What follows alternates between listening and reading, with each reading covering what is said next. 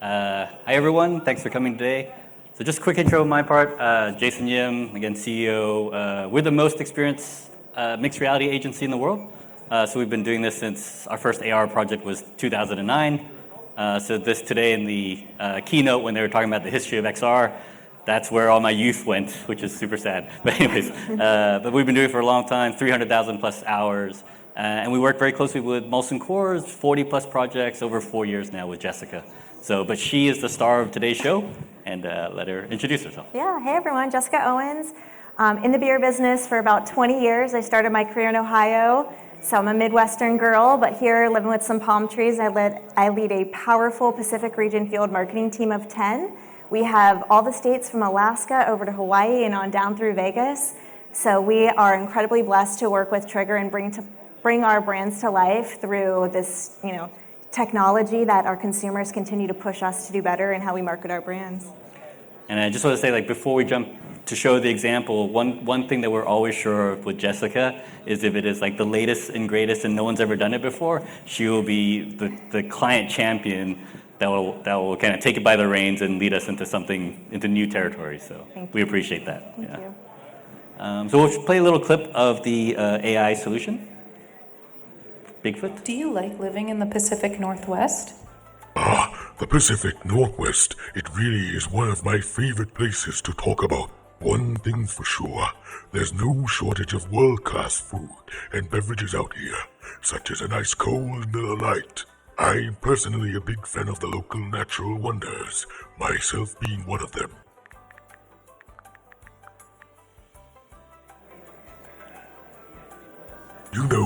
Now I think about it, I've been wanting to find someone to talk about sports with for ages. There's a lot to do out in the mountains, but I always make time to enjoy my favorite sports. I like to follow the progress of my team during the season.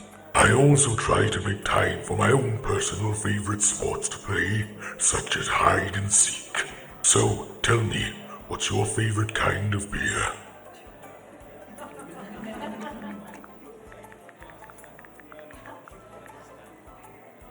Great choice. It's really the perfect beer. So balanced, smooth, and doesn't make you feel full immediately. I am open to others, of course. As an old soul, I prefer to dig into those ales, lagers, and pilsners that go back to the roots of good old American-made brewing.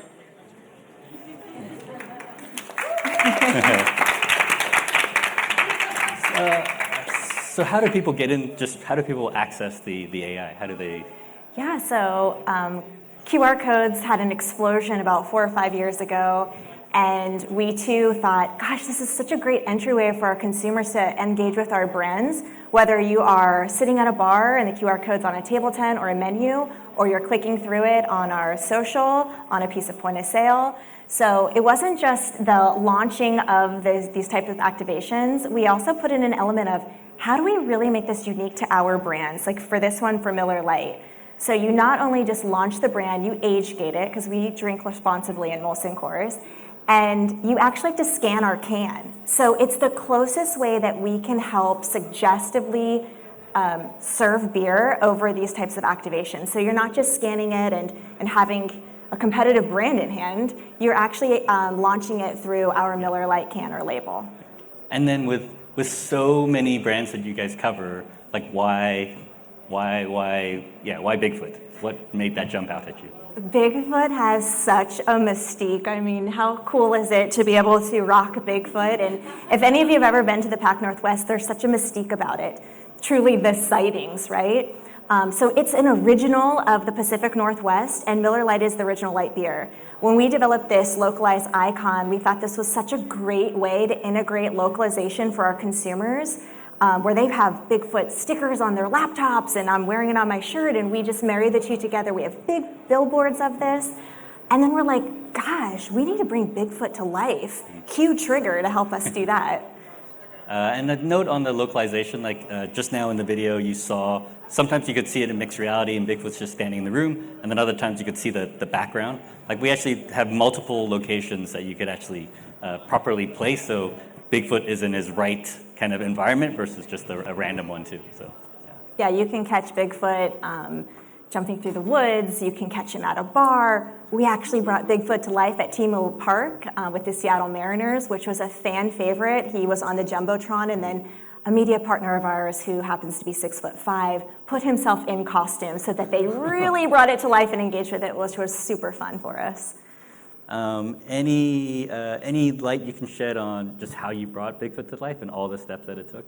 Yeah, so when we had this idea of, gosh, does Bigfoot have a voice? Who's caught Bigfoot before? How do we really engage this, and how do we keep up with what consumers are engaging with? This e-commerce, I joke, it's like evolving commerce. So we got with the Trigger team, and we had a lot of experience together with AR. We're like, AI is the next level. We need to do this together. And to do that together was a lot of partnership with the Trigger team and building the brain and the blueprint. And because I've mentioned we celebrate and drink responsibly, we also wanted to be sure that Bigfoot knew our beer. And so creating the brain of Bigfoot was probably the most fun part with our legal department on every single call to ensure that Bigfoot is talking about our brands in the language we would want them to and having some fun with it. AI just became really cool that you actually can have a voice with it. You can text Bigfoot, he's answering you right back. We even went as far as, what if there's lull time? I mean, we oftentimes, you see the little bubbles when someone's texting you back, you're like, what are they saying, what are they saying? How do we build in that lull time? How do we squeeze it to make sure that there's constant engagement? Like, when does Bigfoot pick up the conversation with consumers?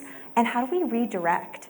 I mean, we do not mix politics and beer, so Bigfoot's not allowed to talk about that, but he is allowed to talk about sports, and he definitely wants to talk about our beer and the fun engagement. So AI became really unique for us to build together, and quite frankly, the first time within Molson Coors. So. Yeah, I think, when people, the response has been, we'll talk about the response later, but I think like the detail and the craft in it, and there's so many pieces that Jessica's team really kind of led us through, but they might not jump out at you, right? Like, it might start off as a 2D image like that the brand is using, and then when you bring that to life, like, there's all these steps. Like, how do you dimensionalize it? What does it look in certain lighting? And then also the voice component and every, like, the vocabulary it uses. Yeah, we spent a lot of time on what does Bigfoot's hair look like? Quite scraggly is where we kind of landed. He's not very groomed. So that was, again, really fun to build it together and bring to life. Right. And the big challenge, though, like you kind of touched on a little bit, is the legal side. Can you walk us through some of that? Yeah. Legal was highly engaged. Everything we do starts with legal, and certainly want to market to legal drinking age consumers.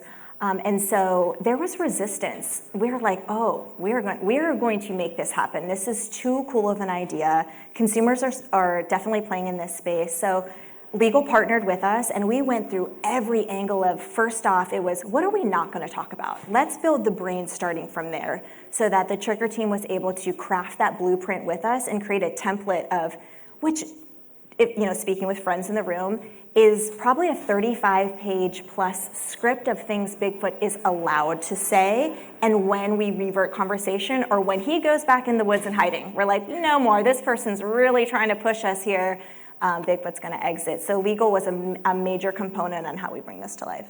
Yeah, so in a little background technically, so if you think about this kind of conversational AI, there's a spectrum that we can work with. And there's partners on either side and in the middle as well that are providing these AI platforms, these conversation platforms. So if you, on one end of the spectrum is kind of like unlimited input, unlimited output. ChatGPT, complete generated conversation, sounds very realistic. But you basically give the AI stuff in its brain, kind of give it some parameters of what to do, what to say, what not to say, and then you kind of, it's like a teenager, then you kind of let it go on its own, and you kind of hope it's going to do the right thing. And then all the way on the other end is something which we were using Charisma, where you have to be, there's still AI kind of understanding, so it's unlimited input, but it's kind of a constrained output, where the conversation coming back is this complete tree that could be a massive tree, but it's all pre-prescribed that legal can then go through and check off line by line by line. So and we got really comfortable with it. We definitely had our interactions and our trial and testing with Bigfoot, as far as the voice, how big his hands and feet were going to be and where he was placed and his movement too. So legal also wanted to be sure, we initially wanted to put, do we put a hat on Bigfoot? We're like, oh, Bigfoot doesn't wear hats. And we really went through everything with our legal department on how much constraints, what are the parameters that we need from a beer perspective, from a responsibility perspective, from consumer engagement, like help us be cutting edge in partnership with Trigger in building this brain. But I mean, I think a lot of brands coming in or other developers too, like you think about AI as a technical challenge first, and then but actually when it comes to deployment, like legal can be a bigger barrier or challenge than even the technical side. So just something to watch out for and plan kind of way in advance for, I think. Mm-hmm. On the brain side, on the authorship of the brain, I know you talked a little bit about all the subject matter that BigFoot is interested in. Like, how was it crafting that? Like, how did you find the boundaries of that? Right. We knew Bigfoot has such a mystique, and we wanted to leave things as a little bit of mystique. And I can't recall if it was this one or another one where we start off where his favorite game may not be baseball, it's hide and seek. So we kind of prompt this idea of he does have mystique to him, but what do we want to be sure that we create this connection between Miller Lite and Bigfoot in the Pacific Northwest? So we built the brain to have these conversations based around original and light beer. And when you go to a baseball game, what's your favorite ice cold beverage that you pick up? So there were things that we knew from a answer perspective that we wanted to build in, because the goal is for consumers to choose our brands. And Bigfoot is helping to lead that way, and then they're rewarded with the original light beer and ice cold Miller Lite. And I think also the interesting challenge is like, how does everything interconnect, right? Like you have all these different subjects. How do you drive them so that the conversation keeps going? Yeah, and the cool part is we certainly wanted to be sure that consumers can talk about anything. Like, what would you want to ask Bigfoot? We were helping build that script. We're like, oh my gosh, we're out of the beer business. We're out of Trigger. What would a consumer want? Like, we wanted to be sure we took our Molson Coors hat off or our Trigger hat off and be consumers. And, where's your favorite hiding spot? What do you eat? What do you drink? But that quite naturally brought us right back to Miller Lite and our goal at hand, which is to ultimately sell more beer and have better consumer engagement. So learnings from this one. Well, actually, what learnings did you get from this, and then how did the campaign perform for you? Yeah. So first and foremost, our goal was to be sure we are first mover in this space. We want to be first to learn, first to evolve, and the partnership we have with Trigger was we were all kind of a hands-on deck of, gosh, we need to be sure that we can immediately rewrite a script. And they were so fantastic in saying, yes, we'll able to more or less real time change something. So the goal was to be sure that while we created the blueprint, we got these massive learnings, like where's the common theme? What are consumers asking? Are they emojiing back to Bigfoot, or what is their engagement? So ultimately, everything we do, we want to attract and recruit our consumers. But it was less about, we call KPIs, key performance indicators. It was more about being sure that we launched this first and that we were able to scale it. And how do we scale within the organization? How do we be sure that consumers share it? We want to scale it internally, but we want consumers to think it's cool enough that they're sharing it and they're talking about it. So the talk value itself and the selling efforts from our selling team. So marketing does these really cool creative things, and we hand it over to sales organization. We're like, now, see if your retailer thinks it's cool. And they did, and that, in fact, was a success among itself, because we are the first to do something really cool with our brands. Yeah, I think a big learning lesson is, especially with this kind of emerging tech, is this crawl, walk, run type of approach. I think there's so much that we can learn, even, like Jessica said, if we go back at all the chat records, what are the natural conversations that are coming back, and we can double down on those as we add to the next phase, like how long are people interacting at different points, so those can be expanded and stuff. On other projects, like on headsets and stuff, for instance, we can actually do heat map eye tracking and what are they looking at, and that's where you're investing, content. Like if you're spending a lot of money on a virtual host, for instance, but they're not looking at that and they're looking at something else in the scene, then that could be a reason to divert some of the funds for the next round too. But it's definitely like, it's a first inning, like there's so much to go and build upon. Yeah, and we wanted to be sure, too, when consumers are engaging with Bigfoot in our brand, that we also have a hook. We oftentimes have kind of put them on this like the hamster wheel, the perpetual cycle of what are you going to win? What's going to happen next? What do you get? We actually partnered with a local artist in Seattle, and we created BigFoot jackets. So clearly Miller Lite branded as well. And so there is a final, after you engage with BigFoot, you then register to win so that you can also then say, I'm wearing this really cool BigFoot jacket, and I spoke with him, and Miller Lite is the best original light beer.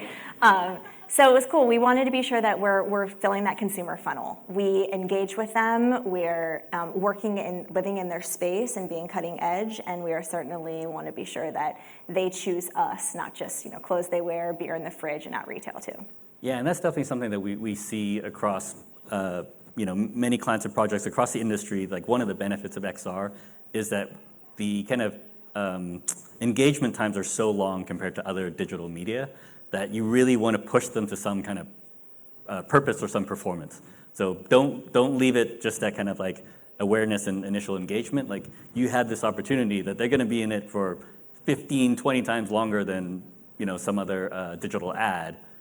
Get them into something that's either transactional or something promotional where you can get some of their information and extract something from that client as well. I mean, the customer. Yeah, and the cool part is the conversation really doesn't end. I mean, you think, oh, we had to confine it to kind of 30 to 50 pages. 30 to 50 pages is like 10-point font. There's a lot of conversation to be had. So consumers have a different experience every single time, all brought to you by Miller Lite. And so that was also very important to us as we talk about, we certainly want to have push them to the promotional element too, but the talk value of it, and it's not like if you ask him the same question, the response can have 25 different responses. So the brain was truly built to be Bigfoot's pretty smart. Yeah, and I think so that's an interesting question, right? Like, so if what's next, and then in addition to that would be like, if there were no lawyers involved, what would be next? Yeah, to speak with BigFoot, must have Miller Lite in hand. So the goal is, and I know a lot of the panels, even before us, was talking about scale. So if you're making this investment, like how does it scale? So the Pacific Northwest is comprised of not just one city, not just one state, it's multiple states, multiple cities, multiple retailers, and millions of consumers. But Bigfoot's only in the Pacific Northwest. So what we did is we paved the way and created the blueprint for if anybody in our organization wants to pick up this type of activation, we know the parameters we need to solve for and work within. And then what is the figure that's going to launch this on your behalf? We have the opportunity to work with really powerful sports teams, and we partner with different athletes or celebrities. Would they be a part of this in an avatar form? Or do the Coors Light Mountains, or do they, after they turn blue, what happens next? So we are really working with the Trigger team in partnership of how does this then go beyond the Pacific Northwest, because Bigfoot doesn't cross those boundaries. Yeah. And I think the interesting too with AI is just there's, this example here, it's kind of story-driven, narrative, it's like a fun engagement and entertaining. But you can use that same technology to also inform the user in more ways too. So, it could start off with something entertaining, but it could then move into, you could ask Bigfoot about what the processing is and how it's all made and, details like that. So it's not, it's a very powerful technology that it can be applied to all these different things.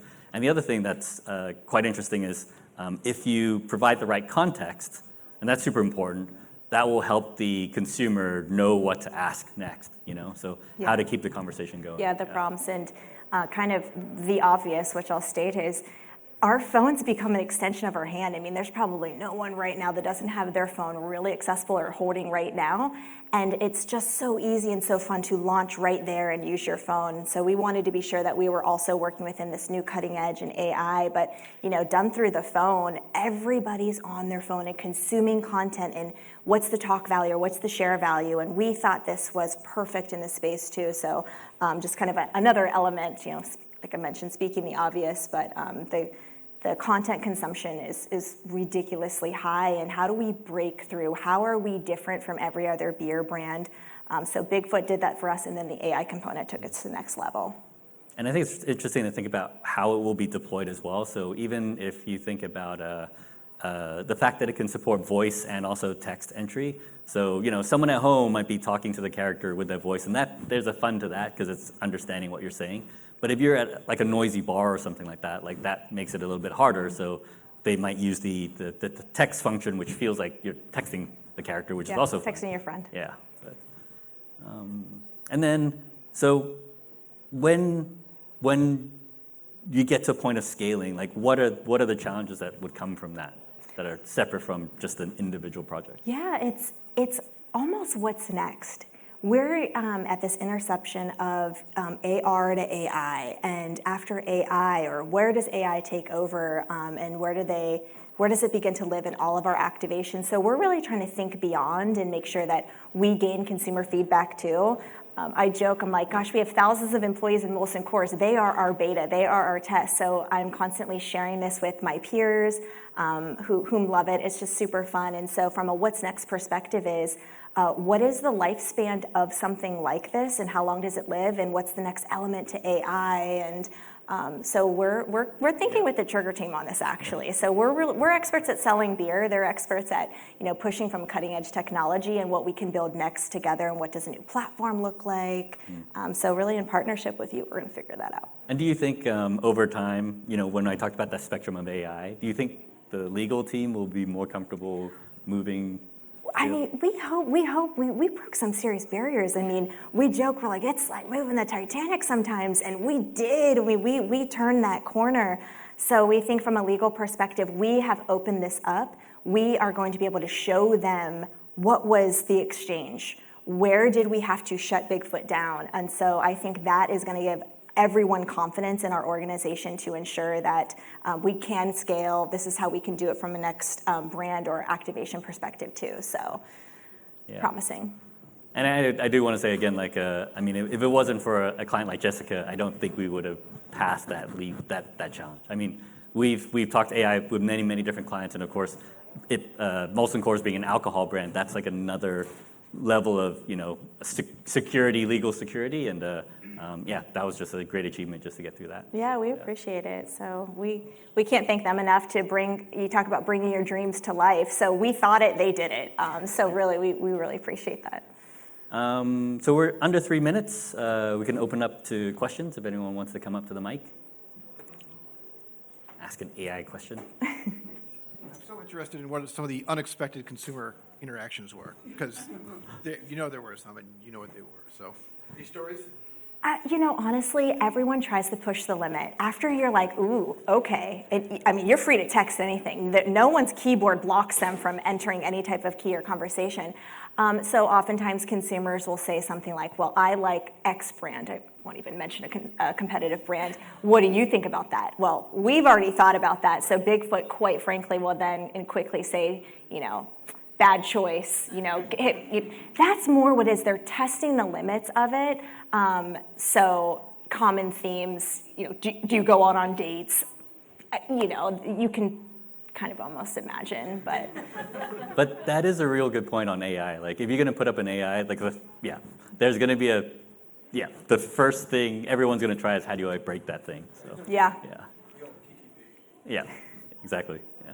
What was your average length of time for the consumer interacting with AI, and what was your KPI on it? Yeah, it was over 1.5 to 2.5 minutes. I believe we were averaging. We were just pulling these numbers. So there's a couple of things that we do to boost the consumer dwell time in it. Is we amplify this with media. So it's one thing for you to walk in your grocery store and see BigFoot on a piece of point of sale in the Pacific Northwest. Be like, that's cool. Do you stop your shopping experience and scan the QR code then? Or is it at a bar? Oftentimes it's at a bar, or it's a targeted media buy and you click the link and bring it to life. So we found that the dwell time obviously isn't in a daytime environment. It's more evening hours where they can spend more time interacting with BigFoot, with friends, talking about it. So we are continuously monitoring, is the amplification of media driving the initial engagement? And then from there, we've got them.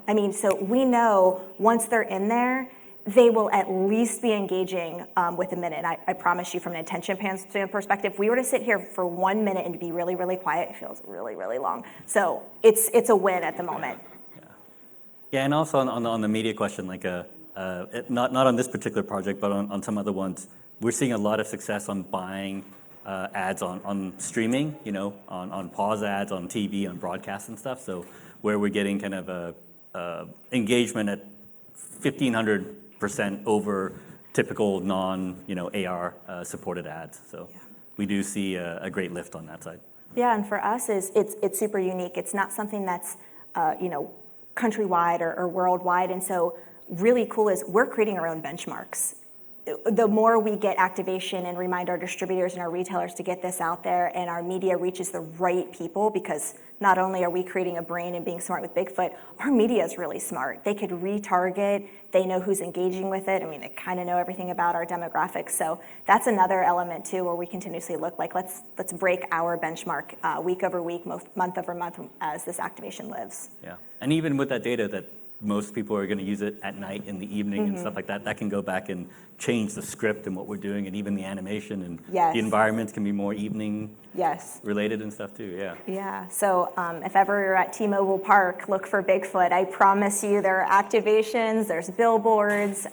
It's really fun. It's really rewarding to see it come to life from my perspective in Trigger's partnership. But then when you hear about consumers talking about it, you're really like, man, we did it, right? So the dwell time, the talk value, the resharing on social, those are all of our benchmarks. We just don't have one metric to measure, but we're constantly monitoring everything that we can with this. Yeah, definitely with XR, we're looking at those two big bites of the apple, right? Like there's the actual engagement itself, and then if it is really successful, who's going to talk about it and how it spreads from there. Yeah, the abandon rate, if you will, is really low, meaning if they launch it, they're in it. Because first off, from a legal perspective, they have to put in their date of birth. So if they're going to go through all of these steps and then obviously then spend minutes in it, we understand like, okay, they're engaged. Something about BigFoot and our brand certainly brought them in, and then AI having to chat with them is winning. Any other questions? Is this on? Oh, all right. Well, thank you so much to both of our speakers. Let's give them a round of applause. Thank you, Jessica. Happy hour is almost here, but you won't want to miss the next session. So stick around. In a few minutes, we'll get them up. But definitely feel free to talk to the speakers in the back.